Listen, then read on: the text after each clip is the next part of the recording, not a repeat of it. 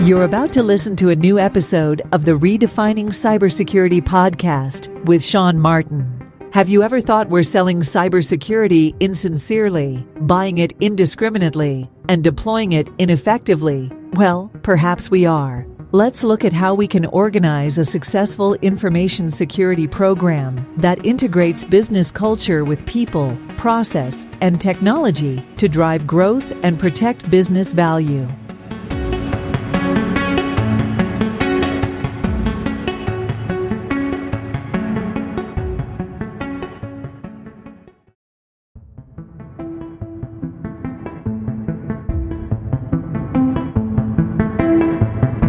Imperva is the cybersecurity leader whose mission is to protect data and all paths to it with a suite of integrated application and data security solutions.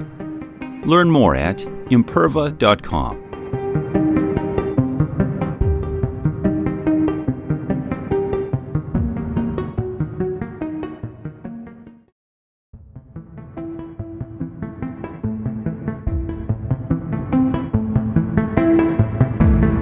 Pantera, the leader in automation security validation, allows organizations to continuously test the integrity of all cybersecurity layers by emulating real-world attacks at scale to pinpoint the exploitable vulnerabilities and prioritize remediation towards business impact.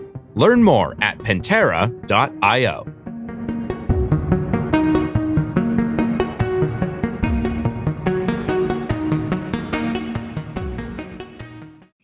And here we are. You're very welcome to a new Redefining CyberSecurity podcast. I am Sean Martin, your host, where I get to chat with all kinds of cool people about cool topics related to cyber and doing so in a way that enables businesses to thrive, not just survive, but actually generate revenue and protect it in the process. And I'm super thrilled. It's always fun to have Michael Piacente on for our CISO Circuit series. If you didn't catch our last episode, it was live, well, not live, but recorded in Black Hat. And Michael was a little silly at the beginning of that. I wasn't, but Michael was. So you have to check that episode out. We won't do any of that foolishness today, Michael. I don't know. You invited me. I know. Well, you're welcome to. I'm preventing Michael from. It was a world-class staring contest on camera, actually. It was. Yes, but it was stupidness in between.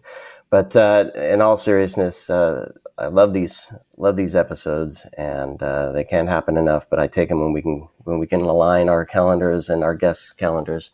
Michael, what's the latest, my friend? Yeah, thank you. Thanks for having me. And I so enjoy these. The Black Hat one was classic, and had a lot of comments about that one. But yeah, today, we have two amazing leaders in the cyber and privacy and several other things. I'll let Whitney go through her background, but Mandy Huth and Whitney Merrill are here. I have had the pleasure of meeting both of them recently, actually, in my daily meetings, and thought their stories, their narratives, their approaches were just super interesting, very unique perspectives. And I just thought, wow, getting them together and having sort of a moderated, very casual panel about a very important topic, which will be, CISO protection and liability and all that's going on. I was just telling them before we jumped on that I just spent a few events down in Texas with the great Tim Brown and great Joe Sullivan. And that was super educational, hearing their stories and this is a huge topic. It's no longer sort of like if a breach is going to happen that could create a material situation for the CISO and their organization and the company, but it's more of a win. And I think we should be talking about this topic openly. And so I'm so excited to get you both together. Thank you for doing this. And we can kind of jump right in. I want to let you introduce yourselves. Maybe Mandy, we'll let you start with you. Your background is absolutely fascinating. Every time I talk to you, there's like some crazy new thing I learn, which is really fun. And Whitney the same. So maybe start with Mandy, and then we can jump into the comments here shortly. Great. Thanks, Michael. Thanks, Sean, for having me. My name's Mandy Huth. for those of you that don't know me.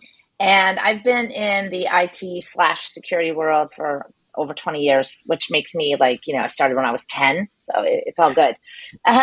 But my favorite thing to do outside of, protecting the enterprise and protecting, application developers and all of those things is to solve common problems. And the way that we do that is I love to sit down and have a conversation. So it's really, really exciting to be talking about this particular topic because it's very real and a lot of CISOs are really, really worried about it.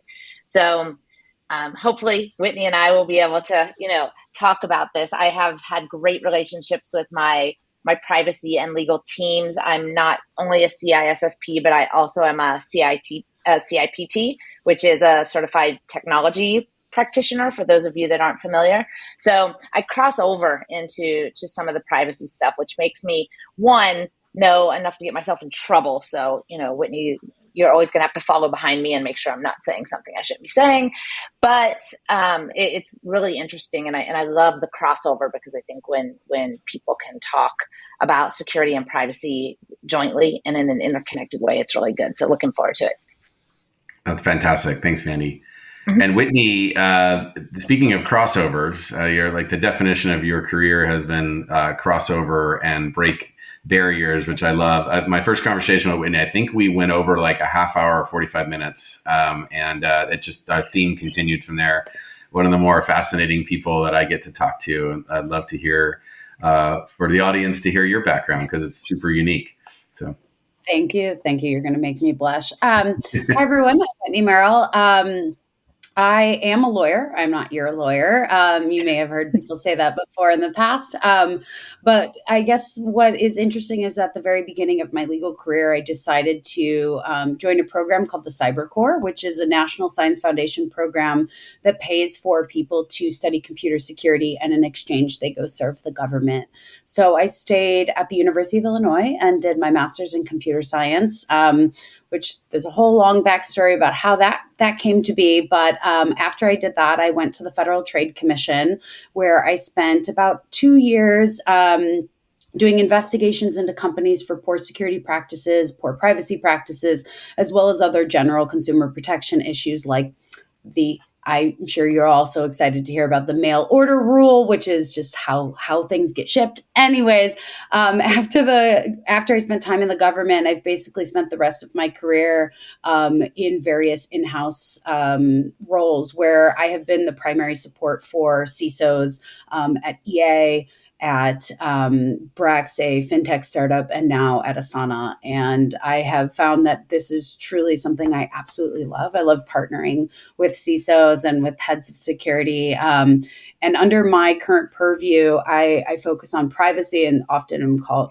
the privacy team, but we own cybersecurity legal issues, which are continually increasing and growing, as well as regulatory compliance. So how do we sell to government, HIPAA customers, fintech customers, et cetera. So I'm really glad to be here. I'm excited to talk about this topic. I think about it a lot. And yeah, nice to meet you all. Isn't it great to get paid to do what you love, though? I can tell you're passionate about it, too. So I'm super excited to talk to you. It is, except for then you can't let it go. They say, do what you love. You never work a day in your life. And that's not true. It's do what you love and you never stop working. So, but I do love it. That's great. Thank you. Well, we're going to spend the next 45 minutes talking about the nuances of the mail order process. And so that's what I was hoping for. Exactly. Sean's like, yes, my dream. Well, let's jump in. I mean, I'd love to hear, maybe Whitney, we can start with you. And really curious to get your perspective on because your unique view of this and knowing so many CISOs and being involved in the security community. And one thing you didn't mention was DEF CON connections and everything. So you've been in this world for quite some time, and now you've traversed into the privacy world. So, one of the first to do that. And so you have a really interesting perspective. I'd love to hear what's this sort of, in your opinion, this sort of state of cyber leadership liability and protection? Like, where are we? Is there a beginning and an end to this? Like, where? Love to hear your thoughts. And Mandy, the same when we get over there.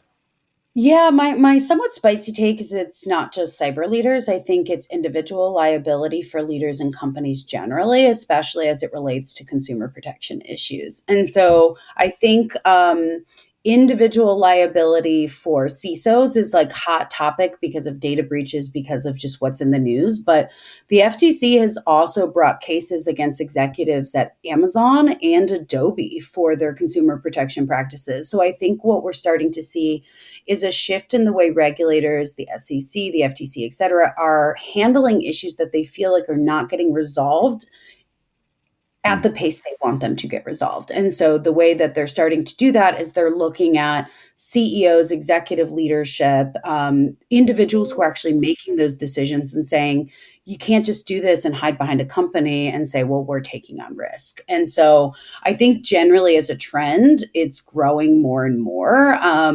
For CISOs, it's kind of interesting because even though the individual liability is growing, I kind of have a theory that, and Mandy, I'd love to hear your take. From my experience, security often doesn't own the business decision to not do something. It's same with privacy as well. And so as a result, we're in this burden shifting, risk shifting within the business in order to make it abundantly clear who owns that liability.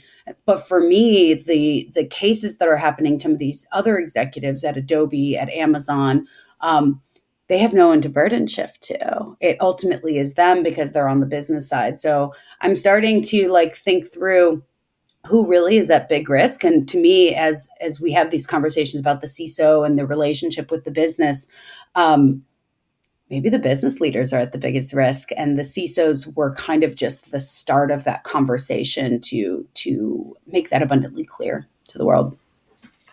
Yeah, I haven't seen. Go ahead, Michael. Sorry, go ahead, Mandy. Go ahead. No, I think it's really interesting because while I agree that the business decision is a joint decision, one of my favorite, I'm a hashtag girl, do with it what you will. I go around saying hashtag shared responsibility, right? And I really preach that in a very approachable way to all of my business leaders. It's not me making the decision or telling you no. I'm really outlining risks for you. And CISOs know that, practitioners know that. But ultimately, the buck stops at my door. And you really need an executive or a leader that supports that. So I'll give you an example. In one of my companies, we were really struggling with, do we go, do we not go? And there were some risks that I just wasn't comfortable with. And I said, well, let me ask you this. If something happens there, who are they going to call and who are they going to hold accountable? If you tell me it's that person, then I will allow for the risk. I've talked to you about it. I've described it. But if it comes back on me, if it's me that is accountable for the security of this company, then, I get a say. I get a veto, right? So maybe it's not a pure go decision, but I at least get a veto right to say, I'm not comfortable. And then how do you document that? And I worry that there's so much CYA going on, right? Document this, document that we're spending more time documenting things than we are actually practicing our craft, like trying to secure the company with all the paperwork. So I agree. It would be, again, I'm not trying to point fingers, but I do think there needs to be some joint accountability that, I'm not making these decisions in a vacuum by myself. I'm going to throw something in. This might completely blow up the conversation. I don't know. It's a dial of protection, right? Your posture, you can improve. You're never going to get 100%.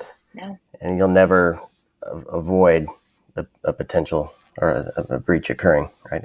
Something will come through. So to me, it kind of goes back to the program, the definition of the program, how you implement it, the tools you choose. And I'm going to land on the tools for a second because there's no liability or warranty from the tool perspective, right? So if we get investments and we deploy these things, we run our programs to our best ability with the staff that we have, we do our best. And I don't know, maybe there's a flaw in the program or a flaw in the tool. We're then responsible for that as a security leader. I'm just wondering, do we see any shift to kind of the software liability end of this? It's a really, I was going to say terms and conditions, poor Whitney, right? Like, you're right. Like, that is, how long does it take us, Whitney, to negotiate terms and conditions with our software vendors? Because, if my contract, let's throw a number out there. If my contract is $500,000 a year, right? And I get a breach that's $2 million because of them, they're not going to pay any more in most cases, than what you've paid in the past 12 months. Right. I mean, that's just the reality of most industry contracts. And Whitney, you can correct me, but that's max. And so you're always working towards this, again, shared accountability. But, and Whitney, I want to hear your opinion on that. It bugs me. We need regulation, but honestly, how do we get to, everybody's trying to do the right thing, including software vendors.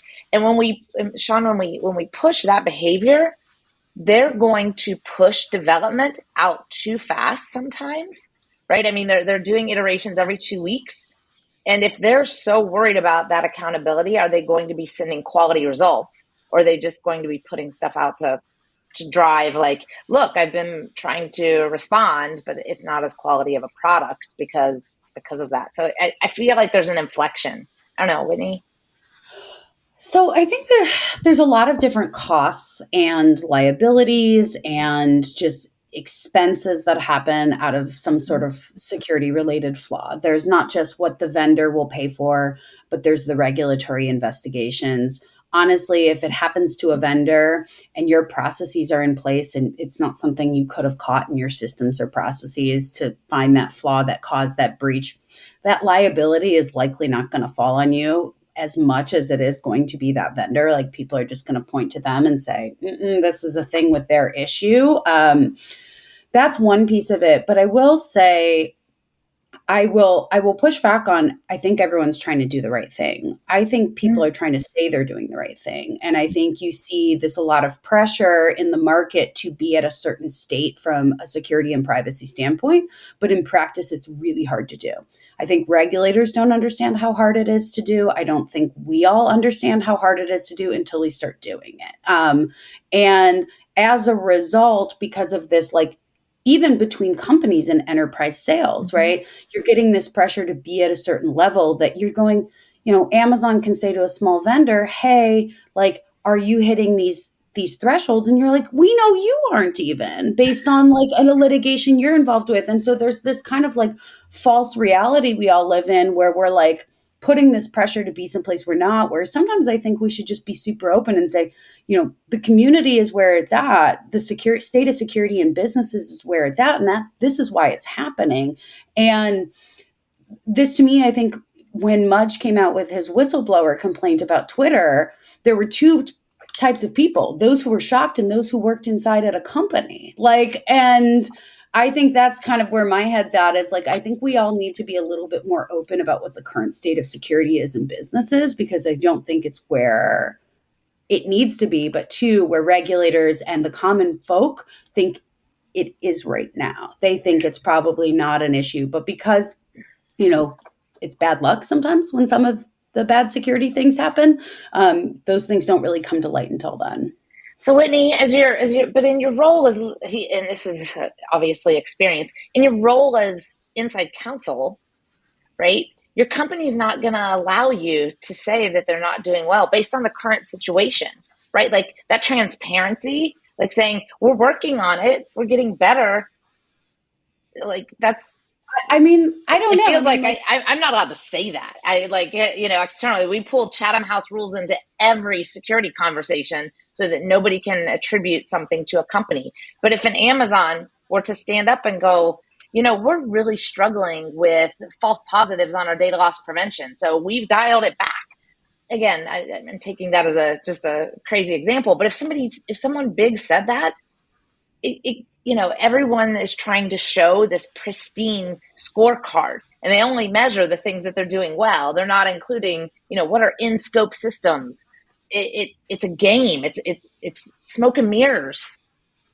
I mean, this is why you're going to get a very interesting take from me, even as a lawyer, is I think people should do that. I mean, now, like, and I'm not going to speak to where I work currently because I'm not speaking on their behalf, but I will say the purpose of the SEC's new cybersecurity rule, right? The purpose of putting in disclosures about material risks to the business, the purpose of this materiality assessment and like communication that they are encouraging, not only that you establish within your business, but that you you tell the street what's happening, is kind of to start doing that, is to tell the truth and say, where are your risks? What are they? And I want them to be real. And so kind of, I think what came out of the SolarWinds SEC conflict or case is, they're saying you were just putting down generic risks. You were not giving any specific risks. And I said, so I think that the landscape is changing where we're starting to go, no, you need to be talking about the specific risks to your business. You can't just hide under these broad things. I think it's going to take a bit to get there because the big players have to come out and say that. But absolutely. I think it's via cases. I think it's going to come out with shifts in the way people are talking about it. And maybe in regulation. I mean, we'll see. I think two other things that, that have been top of mind of me generally is attorney-client privilege. There are a lot of things in cybersecurity incident response that people have tried to put under privilege that just by the nature of public policy can't be privileged anymore. And you're starting to see a similar thing with privacy assessments, at least in Europe. When you're doing these privacy assessments, the DPAs, the data protection authorities, can request them at any time. And so I think it's like no one can be shielding from the truth. And I think that whole conversation is going to continue to move in that direction so that we can have open and honest conversations about what actually needs to be done and actually needs to be regulated. But it's hard to do. But I think also to go back to the original point about individual liability, when you put that on individuals, they feel like I'm not going to go say this generic thing if I know it's not true. Or I'm going to say to the business, I'm not signing up for this, right? This is my thing. I love to hear that you have veto power, but I think that there are a lot of people who are in roles like yours who don't have any veto power. And when they say no, the business goes, we don't care. The CEO goes, we don't care. The board says, we don't care. And I think the individual liability piece for the person actually making that decision is just going to continue to grow, because I think unless people, and this is like, everyone knows you don't insider trade, except for those, unfortunately, who go to jail for insider trading. You don't insider trade, and you don't, fudge your financials, because you will go to jail. And I think until the end, we are moving in that direction in order to shift. No, that's really insightful, Whitney. Couldn't agree more. Star. Yeah, couldn't agree more. We actually talked about this last week. Is like until the government is ready to open up that level of transparency where it is as big of an infraction of misstating your financials or insider trading. Like, it's going to be this little cat and mouse game for quite some time until we can get to a point. And from a community perspective, maybe we're moving towards a singular chief digital risk officer that would be responsible for, we don't know if that's CIO, CISO, combination of both, or something else. But yeah, it's a fascinating discussion. Actually, I got a follow-up question with you on that, Whitney, is like, so as it pertains to materiality, like, what happens to the individual responsible for this if they feel that they're doing everything right and it still ends up with the wrong result? Like, what is your recommendation on how they navigate that, and how they navigate through that situation? Like, they're being asked to orchestrate and lead the process in many ways. And I'm just curious your thought from your perspective, and Mandy's as well. Like, how do you go about when you think you've done everything right, and it still goes wrong? Like, what do you do? Like, how do you go about this? I will say first off that the legal system generally, as crazy as, for the most part, in these types of situations, does not require perfection. They require systems and processes to exist to support the goal. And so if the systems and processes exist and yet something still fails, right, they're going to look at to why it failed. Well, was it a weird thing? Was it a nation state attack? Was it just one of those happenstance things? Someone was on paternity or maternity leave and just the right person wasn't communicated to, right? Like there are moments where when I was a regulator, we were investigating a company and something bad happened. Like it was not good. And when we eventually looked in and got the documents, we went, okay, like they're doing the right thing. This is not the right one to set a message to. And so I still think that exists. And so people should not live in this fear that if it's not perfect. And so you do talk about like prudence. I use that a lot with my legal counsel. I'm like, are we doing what a prudent man, does that fit in this space? Because I'm like, I'm doing what a prudent person would do. And I'm doing all of these things. So if I can demonstrate that I've been, attempting all of these things, whether they're going slower than needed or whatever happenstance or consequential things happen, that, if I can demonstrate, again, I keep going back to that word because we talk a lot about that. I'm like, we've been doing X. That feels pretty prudent to solve this problem, even if it's not perfect. Do you think that still, does that reside in this sphere? Yeah, I think that if you are trying and doing something and making progress towards it, I think it goes a really long way. Now, who knows? There can always be that one person, the one prosecutor, the one person who doesn't want to drop it. But for the most part, I think from what I've seen historically, that's true. The other thing I will say is using your leadership above you as a way to communicate and buffer that. And this is like somewhat of the risk shifting. You have built out these processes. You communicate these processes to your executive leadership team. If you sit on that executive leadership team, your peers, and to the board. And this is what we are doing, board. You now are aware. Should I be doing something different? And again, it's making that abundantly clear to the rest of the business what you are doing. So if something comes up where someone says that process wasn't sufficient, you'd say, well, I surfaced it to my leadership team and to the board. And now the conversation is not just on you as a singular individual making that decision. And I think one of the things that I spend a lot of time on in my position as a practitioner is not just putting the program in place, but adoption, right? So it's like, and that's where tone from the top really comes into play. It's if this is the process, you need to follow the process. And I talk a lot about it, and I'm going to blow up the conversation now. My approach is try to make security not punitive to your average user, right? Because most users, they don't mind security when they understand why you're doing it, right? Versus it's just this big scary thing, and we as practitioners make it way too scary and technical, and it's all about business risk and how they are responsible for their day-to-day work to be done in a secure way. So while I try to reduce friction as much as possible and make it adoptable and consumable, at the very same time, when I introduce friction, it's intentional. And they need to understand why so that they can adopt that. So, it can't just be again, whether it's your executives or it's your cybersecurity team, there's a whole group of people in the middle that need to adopt and understand why you're creating friction in their business process or their go-to-market planning or, name, supply chain, whatever it happens to be. This is why I'm creating friction. And we have the data to do that. And so I do agree. And that, again, comes from tone from the top. If all those people in the middle are getting so much pressure from leadership to get this out to market by this date, sure, we need those goals. But if something happens, we need to be able to autocorrect, right? And kind of and iterate and adjust. And when we start to do that, security doesn't become, one, their job isn't, at risk because they're allowed to raise their hand with a little bit of, if it's not a veto card, at least going, and it's because they understand and they've adopted that and they're real partners to security. Right now, we're still just seen as an obstacle most of the time. And I'm trying to change that as a practitioner.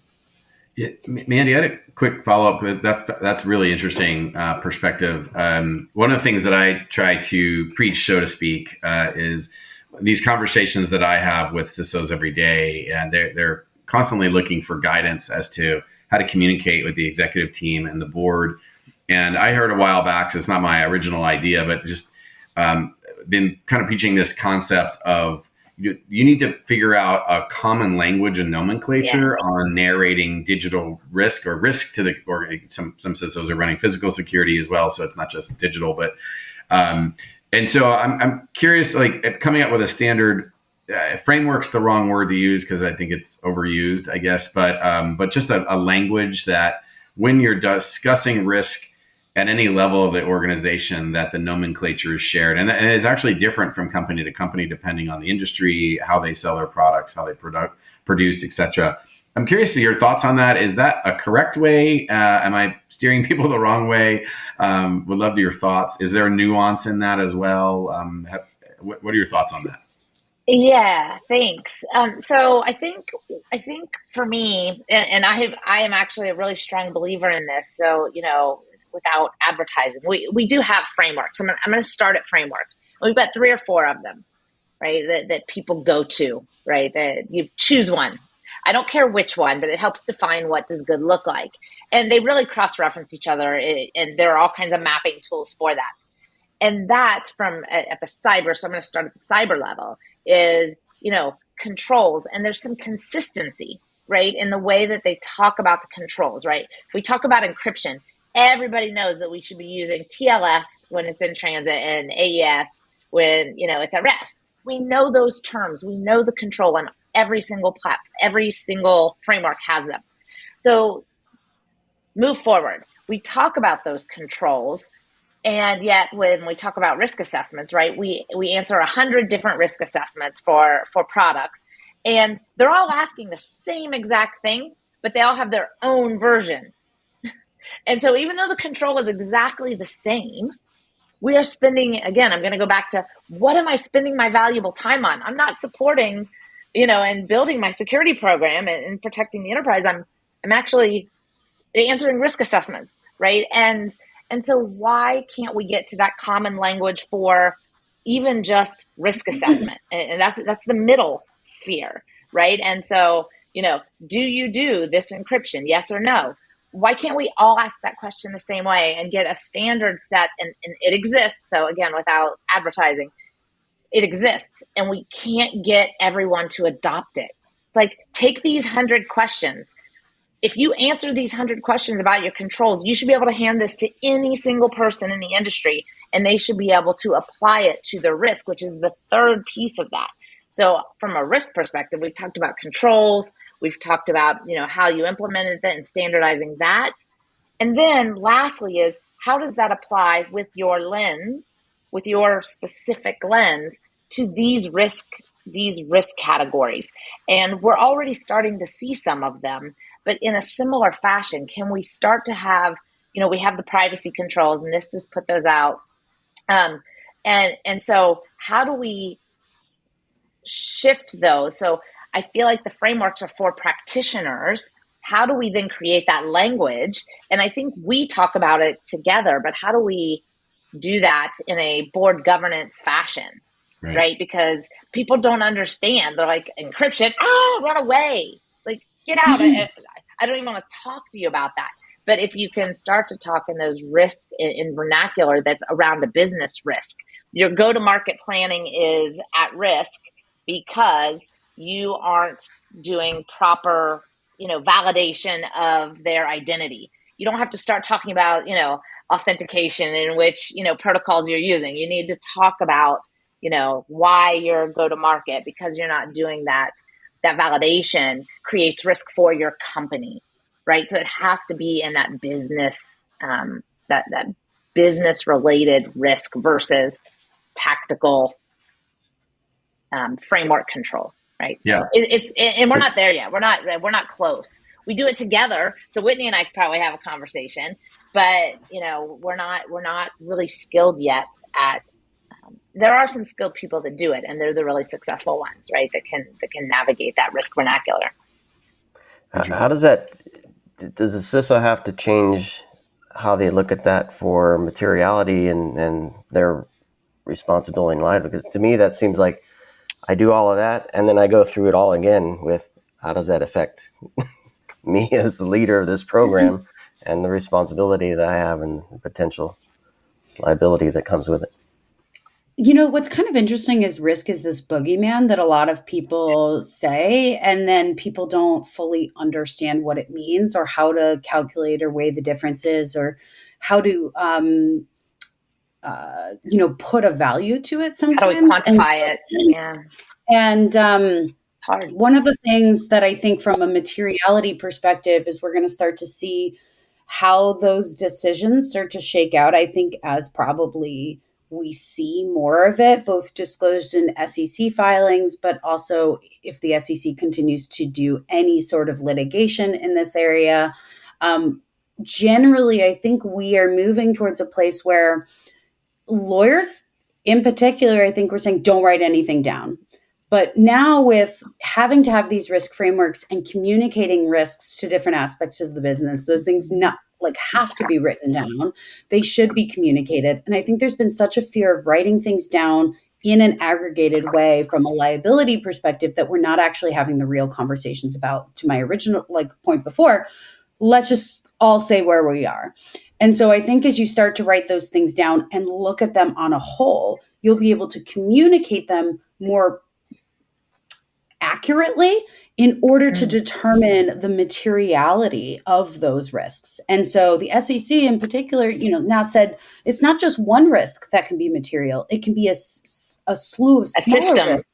A materiality issue for your company. And so I think one of the reasons privacy teams and security teams get along so well is we're the poor souls who talk to everyone in the business and see all the risks. And so we're running around with our heads chopped off going, oh my God, things are really bad. But everyone else works in their silos of risk, right? Or they're thinking about their business purpose and their goals, and we're looking more holistically. And so I think as we continue to think about that materiality piece, writing things down, it's going to help us communicate it more clearly in a way that when we go to a business leader, we can say, hey, I know that you think you haven't accepted a lot of risks, but take a look at what's happening across the business and why yours is kind of causing a tipping point, or why yours at the bottom here is triggering all these other things to be medium risks as opposed to low risks. And if we eliminated just your risk, these things would all go down and we could move forward as a business. And it's most efficient as a business, not efficient for your team, unfortunately, but efficient for the business. Yep. And the more we have those conversations, the better it will be. So I think systemic risk, but I'm going to go back to Michael's question, and I'm going to challenge you on it, is so we don't have, when you're doing accounting, you have your GAAP principles. There's only one way to do your numbers, right? Like you can't, there's no leeway. But when you talk about materiality, right, you're really talking about the relevance of the risk to your business. And my question, I don't have the answer, rather, is, forgive me for saying this, does the SEC have the people that can apply a certain standardized, to Michael's point, standardized set of measures and quantify that in a way that creates that lens for relevance for my business? Because, what's relevant, a risk that's relevant to a bank is different than is a relevant risk to a manufacturer. And that's just real. And so how do we standardize the quantification of it with the ability to put weighting factors depending on your industry or your, how it's relevant to your business? And I don't think we talk about risk quantification, but it's still really mushy, right? Like what you do and what I do, we will come up with two separate numbers, even with the same exact controls and the same exact business. So how can we have the SEC determining materiality for us without understanding our actual business context and without standardization of that? The unfortunate answer is it will never happen. And I don't think that should be their role. And I don't think that is their role. In particular, what the SEC has come out and said is, in SolarWinds and all of this, they don't want people to not take risks or to not document risks or to not be able to make risk decisions as a business, because they recognize that sometimes security isn't your number one risk. It's surviving, or it's your budget, or whatever it may be. And so they want people to be able to take risks. And so that's one piece. Two, to your point, no risk looks the same or is quantified by either the same person or the same business or the same people within the business or even the same businesses in the same type of ecosystem or sphere. So as a result, it's all going to come down to the systems and processes you put in place to make those determinations. And so if folks haven't already, you should have a way internally, a system and a process, and work with your outside counsel to determine materiality and to be able to make those disclosures, right? You're going to need to be able to make a materiality decision as it relates to an incident within 4 business days. And you're going to want to be able to make materiality decisions based on risk. And if you can have a committee or a group of people within your business to help make that determination, which I strongly believe whether something is material or not is a legal determination. And so probably something you should put on your legal teams. Other people may disagree with me there, but that should be the main people driving it. Again, speak with your outside counsel on how to do this, but you have to have that system and process in place, because then ultimately if something comes up and they're saying, well, is this material? You say, well, this committee made this decision. Right. And this is why they made this decision. And this is the thing in place. And there should be alignment for that, Whitney, right? Like your enterprise risk management group should have a committee that's talking about business risk and materiality, because as you said, it might be a fire in one of your manufacturing plants. If it goes down, you can't make widgets anymore, right? Like that's a key risk.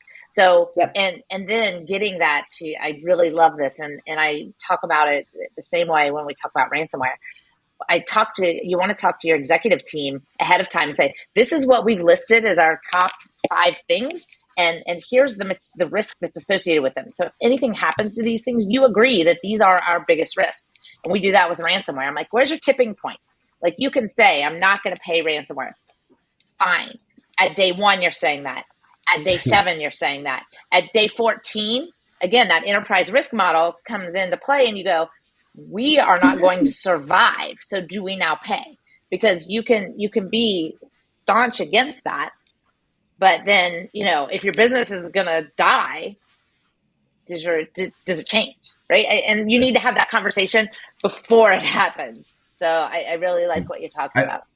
Whitney, I had a quick question to clarify, because you say, I don't misquote you, but we will not get there. When you say we, because is this just us in our crazy country, or are we? Because I am seeing it's kind of an apples to oranges, but like the maturity model of where GDPR is today, right, seems to have everyone for the most part on the same page. Certainly to start there, it's been a crazy journey. Or if you look at SOX, right, Sarbanes-Oxley, like these are things that have been in place, now 22 years, and GDPR, 8 years. So I'm just curious, is it hopeless that we'll get there, or are there actual frameworks that can get us to drive a more consistency, or at least capture a good portion of the market? The reason I would be so hesitant to put in a framework in place that is so rigid that everyone can agree to it, that doesn't allow for the changes in technology. So like finances, and I'm not an expert in finance. So if there's a finance person listening, I'm so sorry. But like, you're a finance expert. Aside from like the rules that change, I think like accounting practices have been pretty standardized. Or if they change, it's like a new way of doing something. But everyone talks about money and negative money and positive money, where I think it's just so much mushier in security and in privacy generally, and just risk in general, that I'd be fearful that we'd get there. What I think will happen from like a maturity standpoint is we'll just see more guidance, more actions. GDPR is one piece where it's standardized, but I think now GDPR is the floor, not the ceiling. And we're going to see things move in a much more positive way. I just saw, and I did not read it, that there was a new bill introduced about cybersecurity practices for hospitals that are going to be much more rigid. They want to move past just HIPAA. And I think things like that are going to start materialize for certain types of industries in the security sphere from a regulatory perspective that I think are going to create new norms that we can move towards, where we don't really have norms right now because there's been a lack of regulation, and instead it's all happening through case law.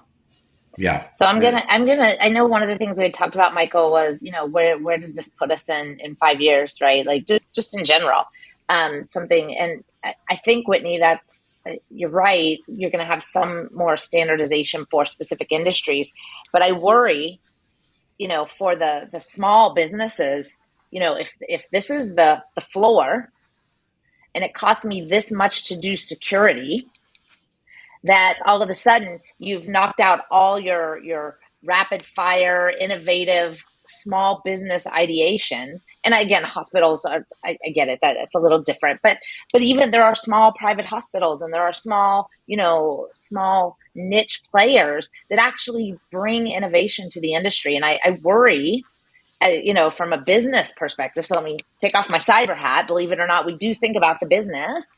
And at a macro level, I worry that, yes, we need to be doing the right things.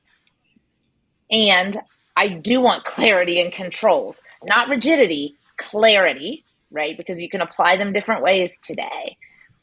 But I also don't want to lose that innovative spirit and that growth mindset. And to your point, and maybe this is where some of that flexibility allows for, that flexibility to accept a certain amount of risk. Right. And to say, I'm going to be fast and I've decided not to do these 3 things because I don't think they're as relevant. And so I think as practitioners, we also have to figure out how to make that case, right? Like, okay, we're not going to do this across all systems. And that one system got, completely owned. But that was a risk-based decision. It was legitimate. So again, I want to make sure we don't get so far in regulation, to your point, with rigidity. We're looking for clarity, right? And I think what will happen is innovation will be different. And people always are like, I'm really scared that if I require a small hospital who collects nude photos of patients because they have to in order to provide medical care, and then that's hacked, what is that damage done to those set of patients? And was it worth it to make them go that extra step? So I think one, there's like what type of data is being collected, stored, processed, cared about, minimization principles, retention principles, et cetera. But 2, if there is that rigidity and it requires a certain type of security, and that this is so threatening to your business that you, the head of the hospital, could go to prison for it, you might require certain types of vendors to exist that make this easy and cheap for you to do. Mm-hmm. So is innovation in the tooling or in what I can implement, so I'm not really worrying about it as a small business? Is it the democratization of security so that it is not costly? Because the reality is we live in a world, the reason it's expensive is it's not standard. We need it so that it's just the base, that everyone gets it. I have conversations with people all the time about what tools they should use and how they should be secretive. And hackers, I love you all. Security people, I love you all. But you want to stand up your own email server. The regular person can't do that. They should be using Gmail. The chances that they are going to get in trouble. And so the democratization of security is going to happen with innovation. And so I think the rigidity will allow for other types of innovation as opposed to killing those small businesses where they will stand up their practices and say, right now, no one's saying you shouldn't have an accountant. You shouldn't file your taxes, which is costly, right, to exist as a business. And so security, privacy, et cetera, should be key components of that and just standardize, but not so costly that it prevents the innovation itself. Sean, it sounds like we're going to have to do this again and talk about the vendor side of this because, all the vendors are like, their hair is on fire based on what Whitney just said, right?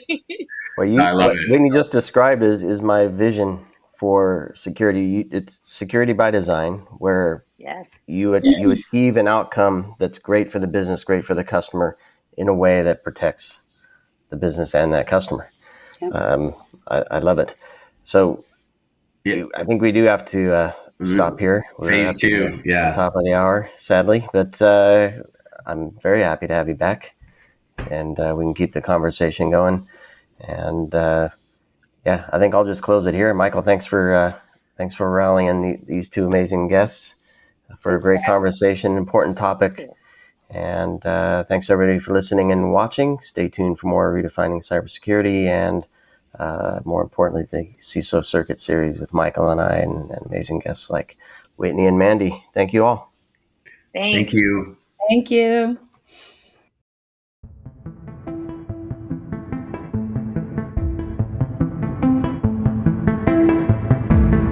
Pantera, the leader in automation security validation, allows organizations to continuously test the integrity of all cybersecurity layers by emulating real-world attacks at scale to pinpoint the exploitable vulnerabilities and prioritize remediation towards business impact.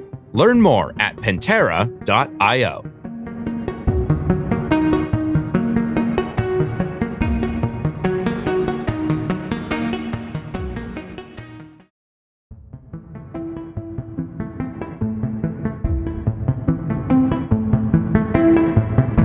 Imperva is the cybersecurity leader whose mission is to protect data and all paths to it with a suite of integrated application and data security solutions.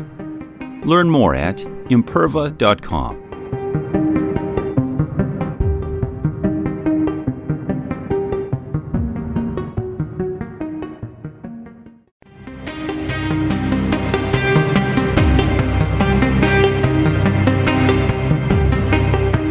We hope you enjoyed this episode of the Redefining Cybersecurity podcast with Sean Martin. Please take a moment to rate the show and leave a comment. And remember to share the Redefining Cybersecurity podcast with your friends, family, and colleagues.